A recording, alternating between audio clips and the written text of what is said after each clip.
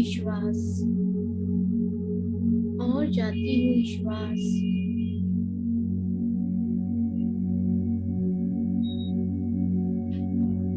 गौर से देखिए।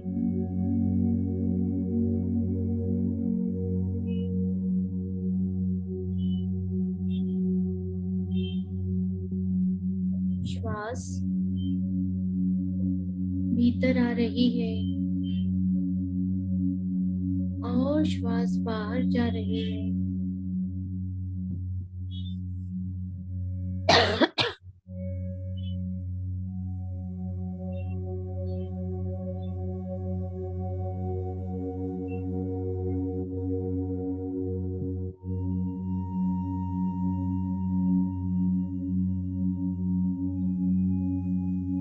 तो ये श्वास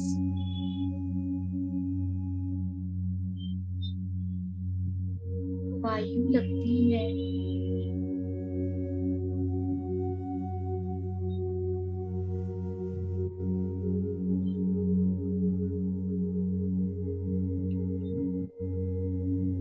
पर यही श्वासों के प्रति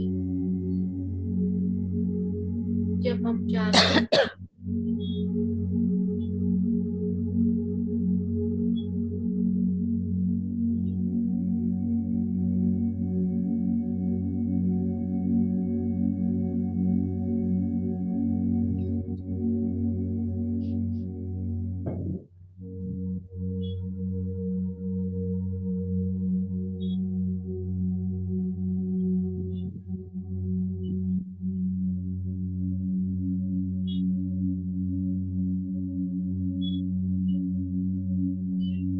तो यही श्वास प्राण शक्ति में प्राण वायु बन जाती है।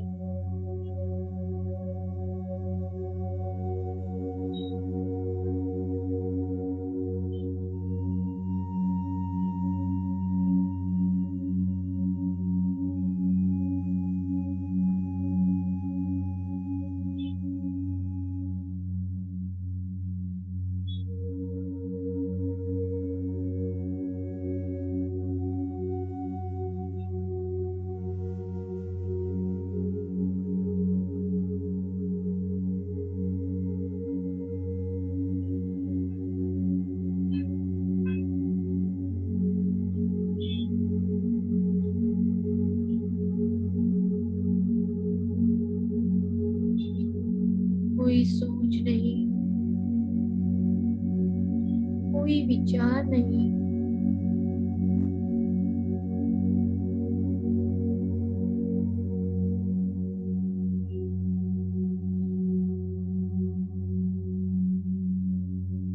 केवल अपनी श्वासों के साथ एक हो जाइए।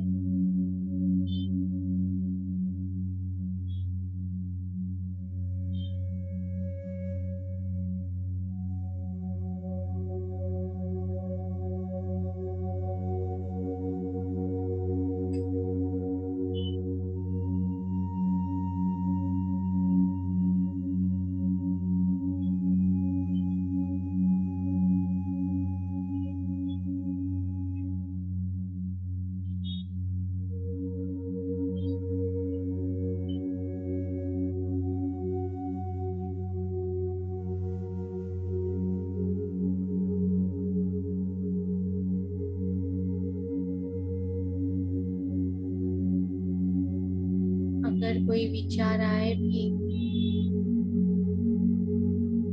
तो फिर से अपना ध्यान अपनी श्वास की ओर लेकर आइए।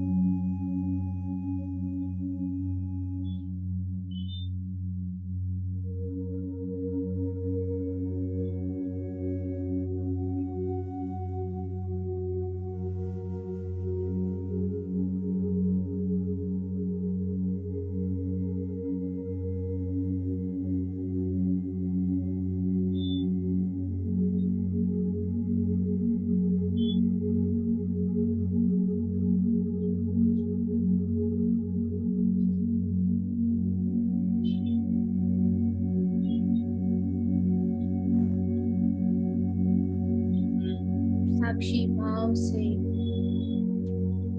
हर एक श्वास को निहारिए।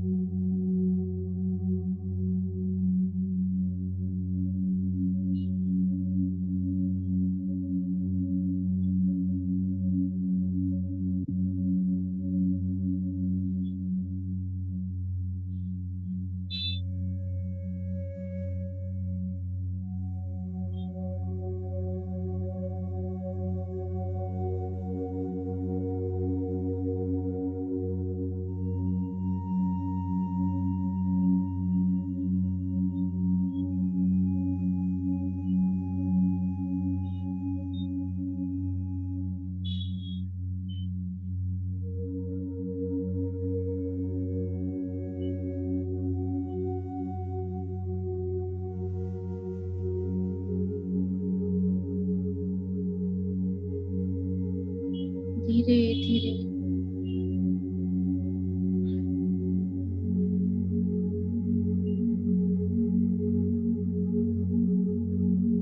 जब हम विचार शून्य हो जाते हैं,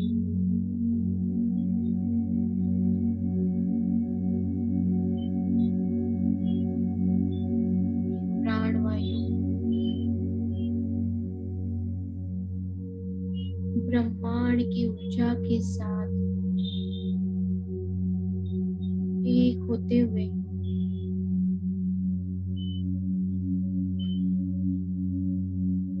हमारे भीतर संचार करती है।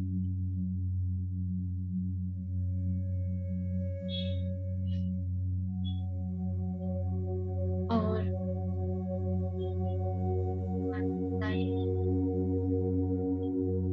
मानसिक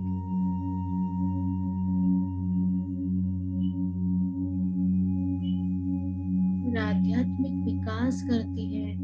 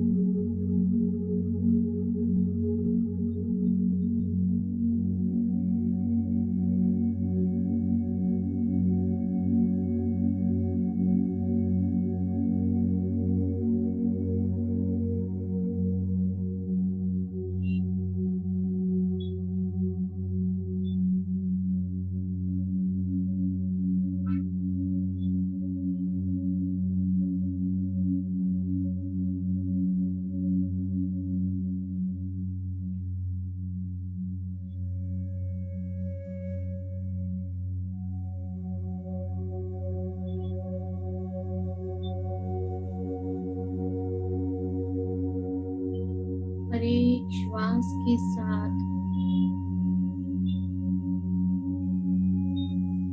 रिलैक्स होते हुए अपने भीतर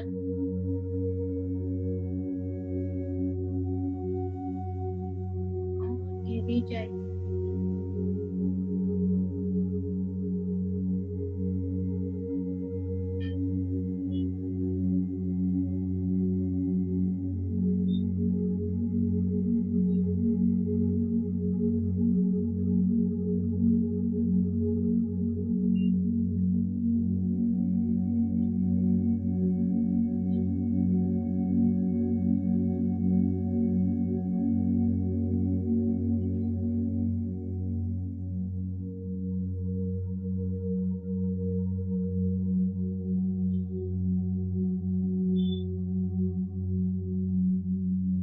और गहरे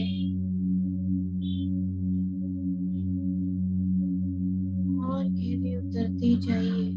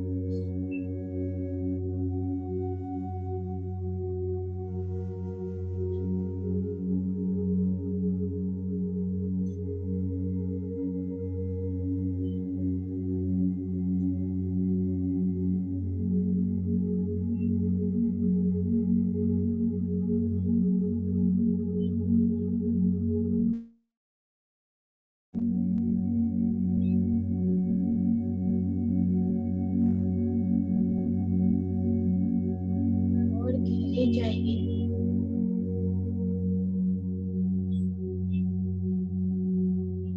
जहाँ केवल और केवल शांति,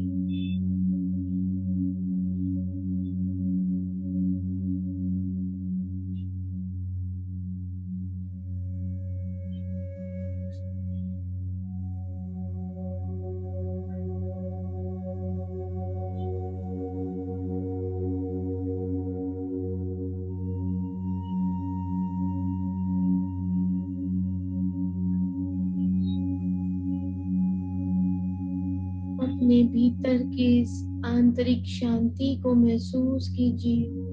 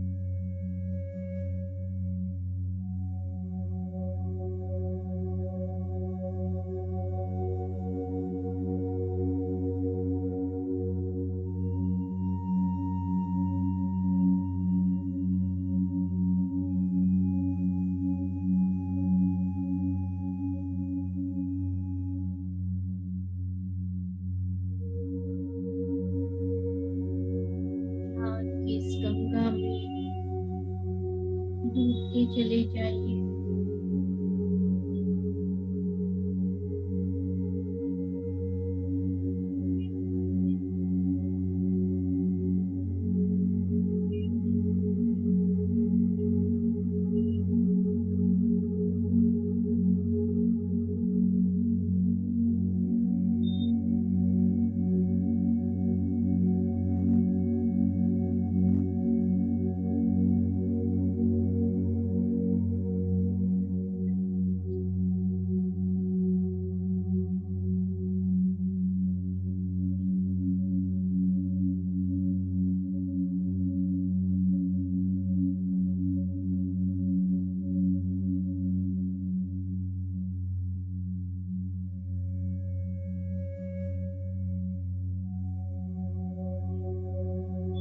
और गहरे जाइए।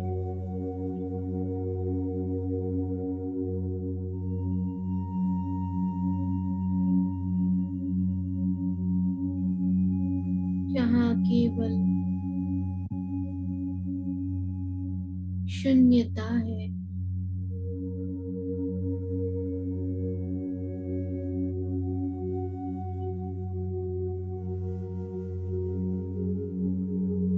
एक हो जाइए इस शून्य में।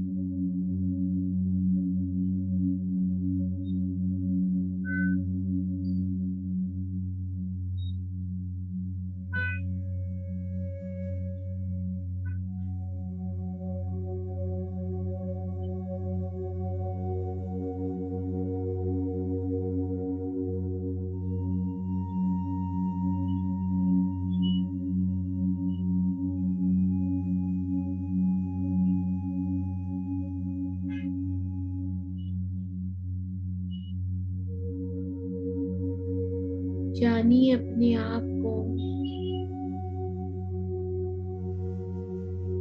मिलिए अपने असली स्वरूप से।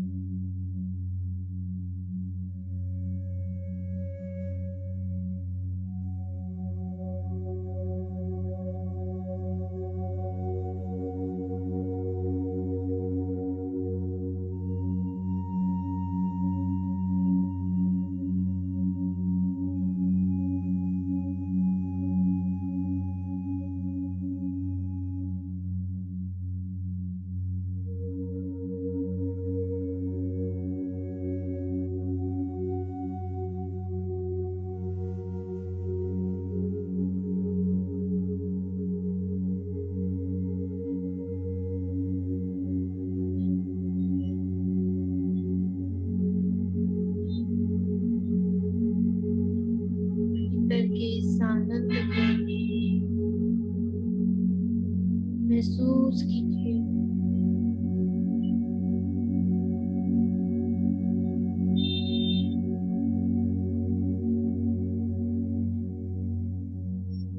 यही सच्चित आनंद।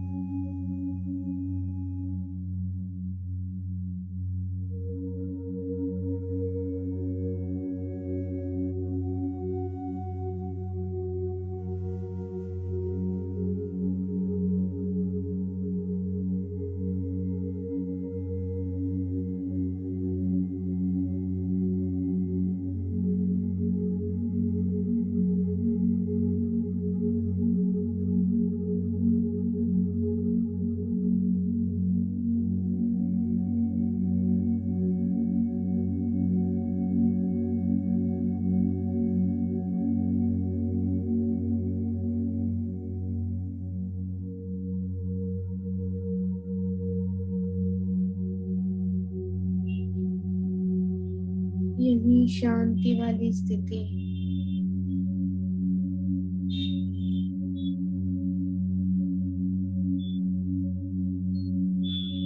यही सच्चिदानंद महसूस करते हुए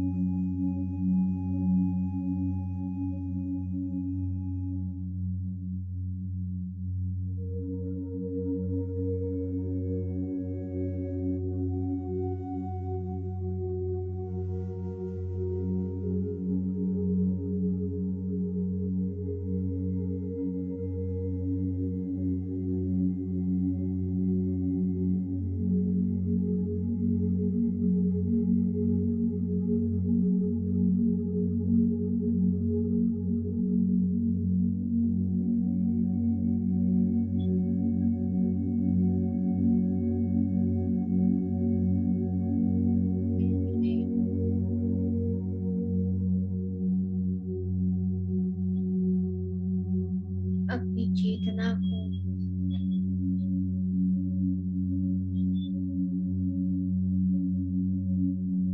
फिजिकल प्रेजेंस को महसूस कीजिए।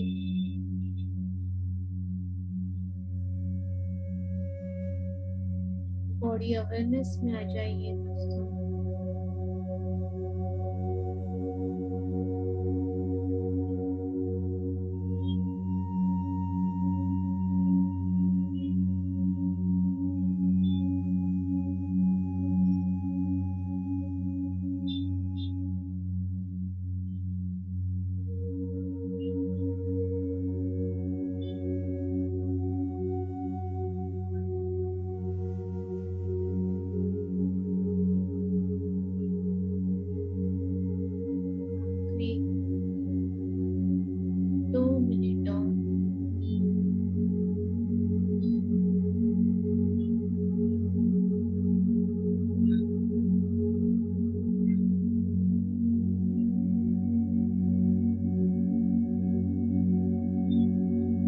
इसी स्थिति में बने रहते हुए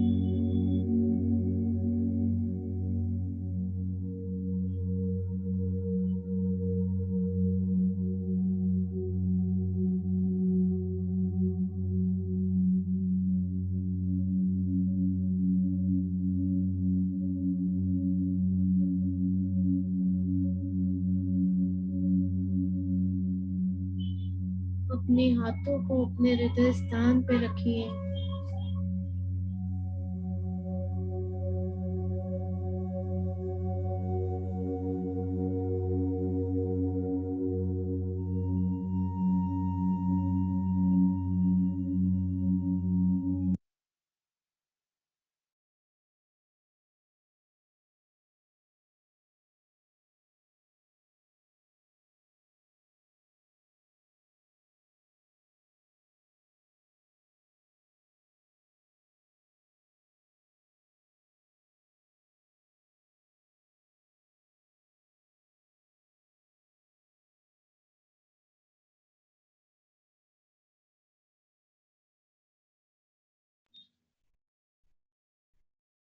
अपने गुरु पितामह पत्री जी का कोटि कोटि धन्यवाद करते हुए अपनी श्वासों का धन्यवाद करते हुए स्वयं का धन्यवाद करते हुए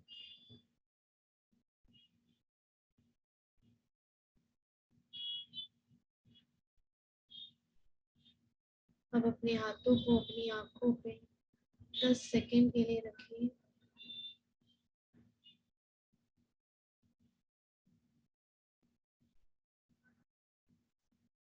10, 9, 8, 7, 6, 5, 4, 3, 2, 1, 0।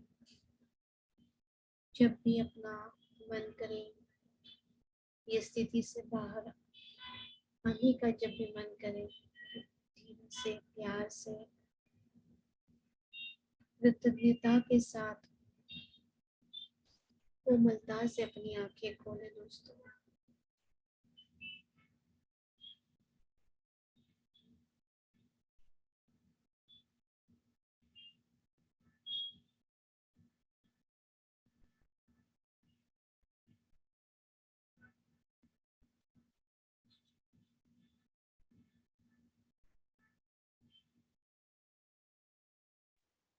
Thank you Rinku ji.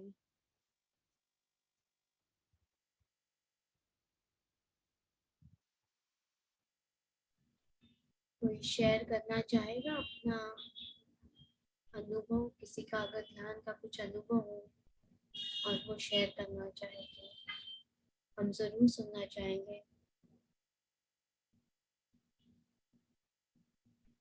बहुत अच्छा ध्यान करवाया आपने, पर ऐसे लग रहा था थोड़ी देर और चलता। कम टाइम लगा। आज थोड़ा हमारा सेशन भी लेट शुरू हाँ है। जी, हाँ जी, हाँ जी, हाँ जी।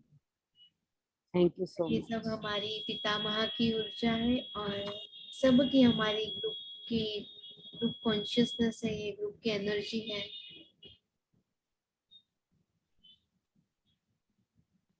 तो फ्रेंड्स, अब ध्यान के बाद हम आगे बढ़ते हैं आज के हम स्वाध्याय की ओर, जो कि एक बहुत ही अहम हिस्सा है हमारे जीवन का। जैसे हमारे पितामह ने हमेशा हमें बताया है कि ध्यान के साथ साथ स्वाध्याय बहुत जरूरी है। तो फ्रेंड्स, सीतायान का जो स्वाध्याय हम लोग ने शुरू किया था उसका थोड़ा सा हम रिवीजन करेंगे और फिर आज हम एक थर्ड अध्याय की ओर बढ़ेंगे। उसके हमने सबसे पहले मीनाक्षी का बचपन, जो कि फ्रेंड्स, ये शुरू करने से पहले मैं प्रणाम करना चाहूंगी हमारे पितामह को और रामचंद्र जी, प्रभु रामचंद्र जी और सीता माता के पावन चरणों में कोटि कोटि नमन करते हुए और उनका धन्यवाद देते हुए हम ये सत्र शुरू करेंगे। साथ ही इसकी जो लेखिका है डेना मरियम जी, उनकी ऊर्जा के साथ एक होते हुए उन्हें भी कोटि कोटि नमन करते हुए फिर हम ये आगे की अध्याय ऊपर भी चलाइए, हाँ जी ऊपर सेकंड फ्लोर फर्स्ट।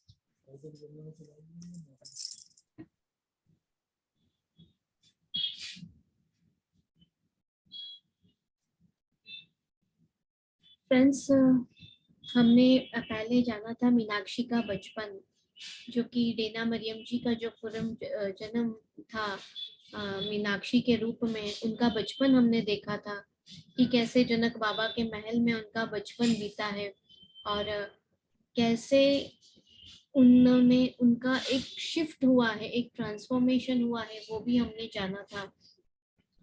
फिर बाद में हमने सीता जी का आगमन कैसे हुआ वो हमने पिछले अध्याय में जाना था कि कैसे इस धरती पे सीता जी आई, और जब सीता जी का आगमन होता है धरती माँ से, सब जब सीता माता प्रकट होती है तो वहाँ के आस पास के यहाँ तक कि छोटे छोटे जो जीव होते हैं वो भी इतने खुश होते हैं और जनक बाबा उनके प्रति कृतज्ञता देते हैं कि कहते हैं कि हाँ ये आई है, ये माँ आई है, ये हम सब के लिए आई है, ये केवल मेरे और सुनैना माँ के लिए ही नहीं, सिर्फ विदय राज्य के लिए ही सब सीमित नहीं है, ये आइए इस पूरे जन के लिए, जन कल्याण के लिए, इस धरती के लिए, ये हर एक के लिए ये माता का जन्म हुआ है। और फिर हमने देखा कि कैसे एक टाइप का जो मीनाक्षी है उसका प्रमोशन होता है, क्योंकि वो जब वो काम करती थी झाड़ू पोछे का ही काम में लगी थी, बट हमने जाना कि जनक बाबा ने कैसे वो मैसेज अदिति के द्वारा मीनाक्षी तक पहुंचाया कि अब मीनाक्षी सुनैना माँ की एज अ सेविका बन के रहेगी, वो उनकी देखभाल करेगी, उनके जो भी उनका ख्याल रखेगी। तो ऐसे ही मीनाक्षी का ट्रांसफॉर्मेशन होता है, शिफ्ट होता है और सीता माता के आगमन से फ्रेंड्स पूरे महल में एक खुशी का माहौल हो जाता है और हर कोई उनको माँ कह के पुकारता है। छोटी सी नन्ही सी शिशु है ना, दिखने में तो अगर फिजिकली देखने में जाएंगे हम तो लगेगा ये तो कितना छोटा सा बच्चा है, पर सब कोई उनको माँ कहकर संबोधित करते हैं। और मीनाक्षी बताती है कि अब हर कोई महल में सिर्फ बस उनकी ही किलकारियां सुनता है और सुनैना माँ और जनक बाबा तो पूरा समय उनके साथ बिताते हैं। जनक बाबा जो कि ये भौतिक जीवन से, ये माया मोह में कभी नहीं थे, पर सीता माँ के आने से उनके मोह से वो ऐसे बंध गए थे कि उन्होंने महल के बाहर जाना ही छोड़ दिया था, वो महल के बाहर भी नहीं जाते थे पहले जैसे वो जाया करते थे ऋषि मुनियों के आश्रम में। वो उन्होंने सब कुछ छोड़ के वो सिर्फ अपनी इस प्यारी सी देवी के साथ ही पूरा अपना समय व्यतीत करते थे। कैसे माँ करवट बदल रही है, कैसे मुस्कुरा रही है, यहाँ तक कि सारे सेवक सेविकाएं सिर्फ उसी में ही लगे रहते थे कि कैसे वो एक झलक माँ का देखें और कैसे उनको वो सुकून मिले। और फ्रेंड्स, मीनाक्षी के जीवन में जब हमने पहले भी देखा कि उसके जीवन में एक वो प्रेम का अभाव था, वो प्यार की कमी थी। तो मीनाक्षी कहती है कि माँ के आने के बाद और माँ को स्पर्श करने के बाद, सीता माता को देखने के बाद जो उसमें वो प्रेम की कमी है वो माता ने पूरी कर दी है। तो वो मंद मंद मुस्काती है और मन ही मन मतलब माता से बात करती है, सीता माता से। वो छोटी सी प्यारी सी नन्ही सी बालिका किसको बोलती है कि माँ आपने मेरे जीवन में आनंद लाया है, एक खुशी लाई है, हंसी लाई है, तो मैं आपके प्रति हमेशा एक ग्रैटिट्यूड भाव में रहूंगी, कृतज्ञता में रहूंगी और आज जीवन में एक स्वामिनी भक्त बन के आपकी सेवा करूंगी, एक सेविका बन के रहूंगी आपकी। वो इस तरीके से वो मन ही मन माता के साथ अपना जो भी हम उसका भाव है वो प्रकट करती है माँ के सामने।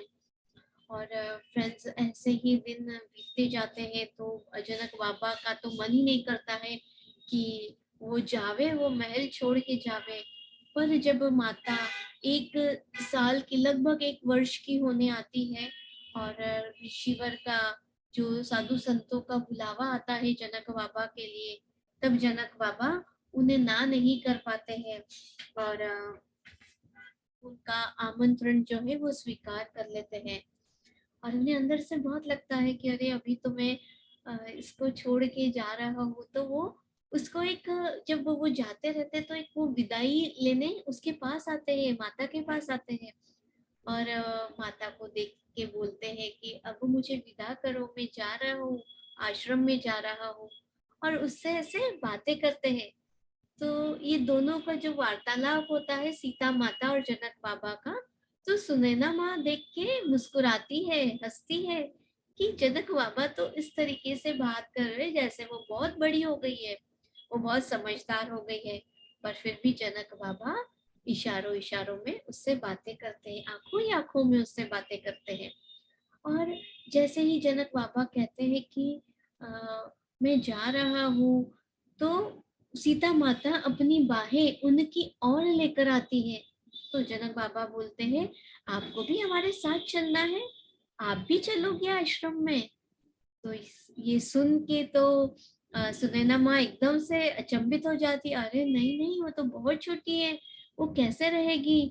तो जैसे कोई उन दोनों में ऐसा वार्तालाप होता है, आंखों ही आंखों में वो समझ पाते हैं कि हाँ, सीता माता कह रही है कि मुझे लेके चलो बाबा आपके साथ आश्रम में। तो जनक बाबा बोलते ठीक है, अब हम आपको भी लेके चलते हैं आश्रम में। तो सुनैना माँ थोड़ा सा उस पे जताती है अपना भाव कि नहीं, बहुत छोटी है। तो विश्वास दिलाते हैं जनक बाबा कि सुनैना, आप चिंतित मत हो, मैं आपको आश्वासन देता हूँ और मुझे विश्वास है मैं उसका ध्यान रख सकूंगा। और साथ ही कुछ सेविकाएं मैं उसके साथ लेके जाऊंगा जो कि उसका ध्यान रखेगी। और इस तरीके से सुनैना माँ मीनाक्षी को कहती है, मीनाक्षी आप जाइए, तुम जाओ उसके साथ और सीता माता का तुम्हें ध्यान रखना है। और साथ ही एक और सेविका जो कि मीनाक्षी से उम्र में छोटी थी, वहाँ वो वहाँ की देख रेख करती थी महल की, उषा। तो उषा और मीनाक्षी को जनक बाबा साथ अपने साथ ले जाते हैं कि वह सीता माता का ध्यान रख सके।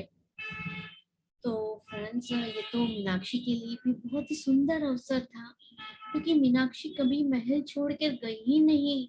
और ऐसे ऋषि मुनियों के आश्रम में जाना और ऐसे संतों के बीच जाना, तो उसके लिए ये पहला अनुभव था। मीनाक्षी भी तैयार हो जाती है और उषा को बोलती है, चलो हम चलते हैं बाबा के साथ। और फ्रेंड्स, वो लोग निकलते हैं अपनी यात्रा पे अ, साधु संतों के बीच जाने के लिए आश्रम में, साथ में छोटी सी मैया को गोद में लेते हुए। और ये समाचार सब दूर पहुंच जाता है। रास्ते में जो जो गांव आते हैं कि जनक बाबा आ रहे हैं, और वो भी अपनी छोटी सी बालिका, अपनी छोटी सी पुत्री को साथ लेकर आ रहे हैं। तो लोग उनके दर्शन के लिए पूरे ऐसे जब वो आश्रम में जाते तो जितने भी गांव आते तो रास्ते पे लोग आ जाते हैं बाबा के दर्शन के लिए और माता के दर्शन के लिए। और वो इतने उत्सुक रहते हैं माता की एक झलक पाने के लिए। और माता भी उनके साथ आंखों ही आंखों में सबसे प्यार से मिलती है, मुस्कुराती है, खिलखिलाती है। फ्रेंड्स, हमने पहले भी जाना था कि जनक बाबा हमेशा एक हार्मनी में रहे हैं, एक वननेस में रहे हैं। उनके लिए कोई बड़ा नहीं और कोई छोटा नहीं। तो जनक बाबा, राजा, प्रजा, कोई उनके लिए ऐसे अंतर नहीं रखते थे, वो सबको एक समान मानते थे। तो जैसे ही सब सीता मैया के पास आ रहे थे, तो बाबा उनको आने दे रहे थे कि वो सब उसको गोद में भी खिला रहे थे, अपने हाथों से उठा रहे थे, छू रहे थे। पर बाबा ने किसी को ना नहीं बोला, क्योंकि बाबा का यही मानना था कि ये सबकी है, केवल मेरी नहीं है, सबकी है। और सब लोग बहुत खुश हुए जब सीता माता के दर्शन पाके। इस तरीके की इनकी जर्नी आगे बढ़ी और फिर इन्हें काफी समय लग गया आश्रम पहुंचने पे, रात्रि का समय हो गया था। वहां पे जब वो जाते हैं आश्रम में, तो वहां के जो ऋषिवर रहते हैं, तो साथ में सीता माता को देख के उनको बिल्कुल ऐसा बोलते हैं ना, ऐसा सरप्राइज नहीं होते हैं, जैसे कि उन्हें पता रहता है कि माता आने वाली है, और वो कहते हैं कि आप आइए माता, आपका स्वागत है आश्रम में, और आप अपनी प्रथम शिक्षा के लिए यहाँ पर आई हो। और दोस्तों, वो जैसे रात्रि का समय था तो व्यवस्था की थी, ऋषिवर ले जाते हैं जनक बाबा को कुटिया में विश्राम करने के लिए अपने साथ। और सीता माता, मीनाक्षी और उषा के साथ एक अलग जो उनकी जहाँ व्यवस्था की थी वहां पे वो लोग रहते हैं, रुकते हैं। और ऐसे तो सब लोग बहुत बोलते जैसे थके हुए थे, इतना आगे जर्नी करके आए थे, तो माता को लगा, मीनाक्षी को लगा माता तो जल्दी सो ही जाएगी, फिर भी देखती है तो माता तो जगी हुई है। और तो लोरी सुनाने लगी मीनाक्षी, और उसको सुलाने लगी, माता को उन्हें सुनाने लगी कि माता सो जाएगी, तो हम अब मैं भी फिर विश्राम करती हूँ। तो वो वैसे ही माता को सुलाने लगती है। धीरे धीरे बाद में उस देखती है तो माता गहरी नींद में सो गई है, फिर मीनाक्षी भी सो जाती है। और फ्रेंड्स, फिर मीनाक्षी की अचानक से आंख खुलती है, तो देखती है कि उषा सोई हुई है गहरी नींद में, और माता तो पास में है ही नहीं। तो वो घबरा जाती है और उषा को उठाती है कि उषा उठो उठो, कहाँ गई है माता, माता कहाँ चली गई है। वो लोग बहुत परेशान हो जाते हैं और चिंतित हो जाते हैं, एक भयभीत हो जाते हैं कि माता कहाँ कैसे जा सकती है, क्योंकि माता तो बहुत छोटी सी थी, पूरे 1 वर्ष की भी नहीं थी। वो हर एक जगह, बरामदे, ये वो सब जगह माता को खोजते हैं। फिर मीनाक्षी कहती है कि उषा, तुम यहीं पर ही ढूंढना जारी रखो, मैं बाहर जाके बाबा को बता के आती हूँ, बाबा की कुटिया में जाती हूँ। और रश्मि जी, रश्मि जी,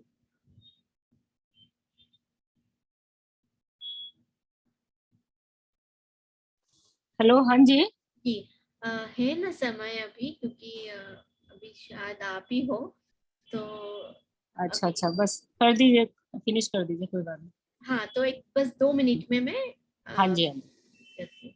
ठीक है, ठीक है। तो माता मीनाक्षी जाती है और बहुत ही सहमी सहमी सी, क्योंकि अंदर से उसे बहुत भय लगा रहता है कि कैसे माता गई कहाँ है। और वो जैसे देखती है कि जो कुटिया में ऋषिवर और जनक बाबा है, उसकी धीमी सी लाइट शुरू रहती है, उसे धीरे से वो खोलती है, तो वो लोग ध्यान स्थिति में बैठे रहते हैं। वहाँ के ऋषिवर, वहाँ के जो संत हैं और साथ ही जनक बाबा ध्यान करते रहते हैं। ये सहमे सहमे से खड़ी रहती है, और इसकी थोड़ी सी आहट सुन के जनक बाबा अपनी एक आंख खोल के इशारे से बताते हैं कि वो देखिए माता वहां पे सोई है, एक कोने में माता विश्राम कर रही है, सोई है। तो वो देख के सुकून आता है मीनाक्षी को, और मीनाक्षी पूछने से पहले ही बाबा कहते हैं कि पता है, माता खुद स्वयं चलकर आई है। तो मीनाक्षी एकदम आश्चर्य भाव से पूछती है, सच में? क्योंकि माता ने कभी कदम नहीं चलाते, कभी वो चली नहीं थी, वो उनके पहले कदम थे। फर्स्ट टाइम माता चल के वो कुटिया के बाहर जाके जनक बाबा के पास गई थी। तो फ्रेंड्स, ये जब अनुभव मीनाक्षी ने देखा कि कितना सुंदर अनुभव था ये, कि माता कैसे रात में और माता कैसे जनक बाबा के पास पहुंच गई। वो आश्चर्य तो थी ही, बट उनकी जो वो खुशी थी उसका कोई सीमा न थी फ्रेंड्स। तो दोस्तों, आगे इसी तरह के की जो माता की ये बचपन की और भी जो उनकी कहानियां हैं, हम आगे के एपिसोड में, आगे के अध्याय में हम इसको कंटिन्यू करेंगे। आज हम यही विराम लेते हैं। Thank you. बात करते हुए हाँ जी, जी आपका आत्म धन्यवाद। बहुत बहुत थैंक यू, बहुत बहुत धन्यवाद। मीटिंग एंड करती हूँ मैं यहाँ पे। ओके।